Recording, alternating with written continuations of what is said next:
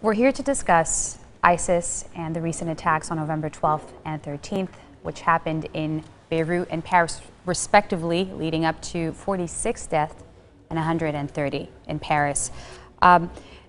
Just before we start, I would like our audience to know that you've had discussions with senior members of ISIS. Is that correct? It is indeed, yeah. And I've heard you say that ISIS aspired to these kinds of attack. We're going to get right into it. These attacks on bigger scales, because they've been training. About 15 to 20,000 people are training, and they're basing it on the old Al-Qaeda model. But they're much more tech savvy. They have social media, but on their side, they have a lot of, they're much more advanced than what Al-Qaeda was. Since you've talked to them, since you've said these things, do you also know if there's an actual way to get rid of them?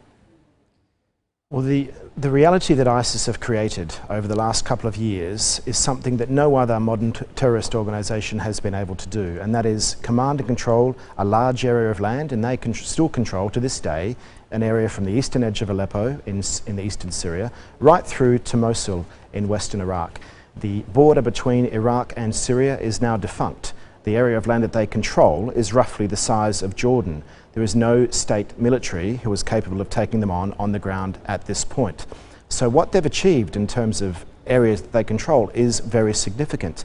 Add to that around 15 to 20,000 foreign fighters who have travelled into their territory, primarily across the Turkish border, to set up their own caliphate, in their words, and their own rules of law.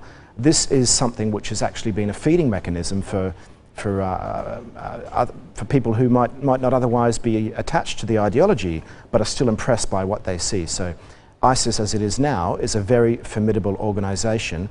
It is going to take a lot of defeating militarily, but beyond that, though, there is no defeating it just militarily. There does need to be a political alternative created to the message that ISIS puts forward, and that message is that to the Sunnis of the centre of the region, that we are here to protect your interest. We are here to re-enfranchise you, to re-empower you, to give you a dignity that has been stripped from you in the last 12 years of invasion and occupation. Well, you mentioned, of course, the fact that there needs to be a strategic plan in order to be able to defeat ISIS.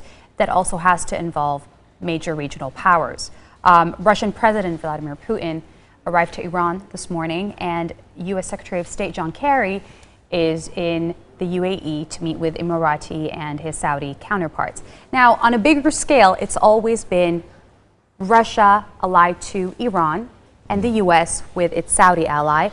And since the beginning of the Syrian civil war, those are the sides they have taken. So how does this divide today, after these attacks, translate into a solution?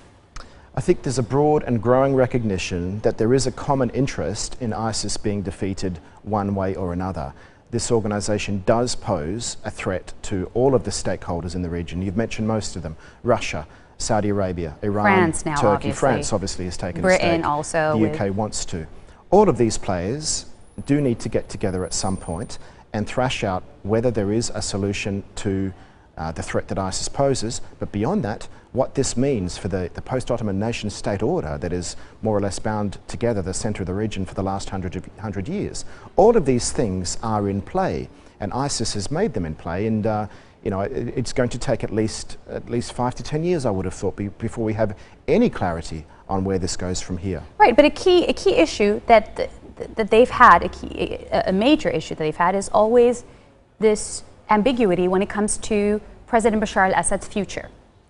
And so the West will say, well, we do not want him. He cannot be part of the solution. Although Philip Hammond, recently, the British Foreign Secretary, said, no, we don't want him, but he may have to be part of the transition.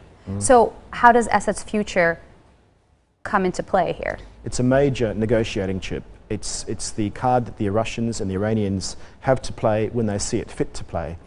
They are not strategically wedded to him. He has become almost a liability in many ways in terms of But he's still here. Well, he is, and he's only there because he is the card that the Russians and the Iranians have to play. But they have had to put everything on the line, militarily, financially, to prop him up.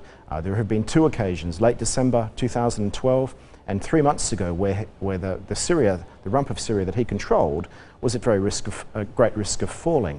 Now, the Western position is that Assad and the brutality of his regime the crackdown on the non-ideological opposition throughout this war has been a driving force for Sunni grievances, and that if the West were to pile in to fight ISIS while he was still there, then they would be perceived as taking sides with Assad. So for them it's very important that he moves on. For the Russians and the Iranians, it's not so important, but they will throw him overboard even when they have to. Well, Russia has just been, so with the Russian plane coming down in Egypt, when we think that now Russia and the Americans, as well as the Iranians and the Saudis, aren't they all fighting the same enemy? Is Assad just the issue that's basically keeping everything from coming to an end? So, in other words, if Assad was to go away, would the Syrian war end today? I do think that some significant steam would be taken out of the Syrian war if the Assad family... So what do we do with ISIS, though? Well, I think it would be much easier to form a united position to go against them then. The British, the Americans, Turkey and others would no longer have that impediment of being perceived as taking sides with Assad if they were fighting against ISIS. So I think that would intensify the war against ISIS by moving that, I guess, that contaminating factor in their thinking. But so far, you know, I know U.S. Secretary of State John Kerry and as well as President Obama, they've tried the diplomatic solution. They've tried to bring the Syrian opposition, the different groups together, and it's failed every single time, and they're trying again. And today, isn't it hard within the Syrian opposition, there are so many divisions, isn't it hard to know, well, who do we bring to the negotiating table and what parts of them are actually extremists that cannot be dealt with? How do we deal with that if Assad is to step aside? It's hard and getting even more difficult. Throughout the evolution of the Syrian war, we've seen upwards of 1,000 different groups pop up, and they have had shifting allegiances. You have a non-ideological core, which is still strong, mainly around the Jordanian border, getting close to Daraa. In central Syria itself, around Hama and Homs, there's also a very strong, very competent remnants of the so-called Free Syrian Army. Idlib province in the north is Islamist stroke jihadists. It's Jabhat al-Nusra, it's Ahrar al-Sham. These are organisations that don't want a lot to do with a pluralistic, democratic Syria. So careful considerations need to be made about what do we do with Ahrar al-Sham, who do represent a core constituency in the far north. Do we include them in discussions about Syria's future? And of course then we move on to al-Nusra, who are a straight up al-Qaeda proxy, and no one can envisage them being a party to any discussion. It would be interesting to talk about the difference between the Nusra and ISIS, but I just want to bring it to Lebanon. You know, 2 million Syrian refugees, 4 million people, and obviously with the Syrian refugee crisis hampering the economy, can ISIS, which have kind of in sporadic different moments gotten through, but can they actually gain more influence here? They're looking to do so, and they have been looking to do so for the last 2 years. The border, the Syrian-Lebanese border, has been porous for many years, as we know.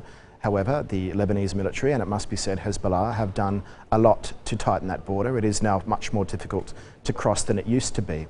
The border control there is quite efficient, but it's not perfect, as we saw in Burj Barajni in those deadly events 2 weeks ago. The real issue in Lebanon is, could there be a homegrown revolt?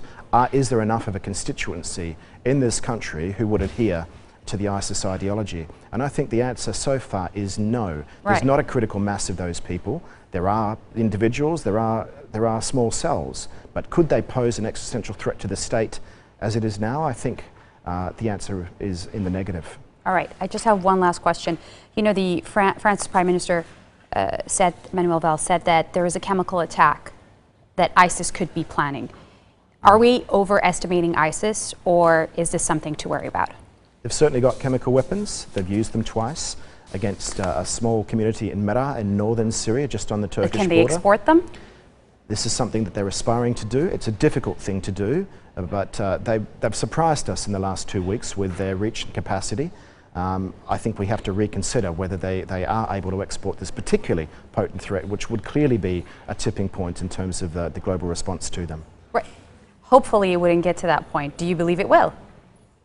I think intelligence efforts are being redoubled now. We saw a dramatic failing of French and Belgian intelligence in Central Europe. I think there is abundant incentive to ensure that that doesn't happen again, and to make sure that any potential supply lines are shut down. All right. Thank you so much for being with us. That was Senior You're Middle welcome. East Correspondent for The Guardian, Mr. Martin Chulov. Back to you, Linda.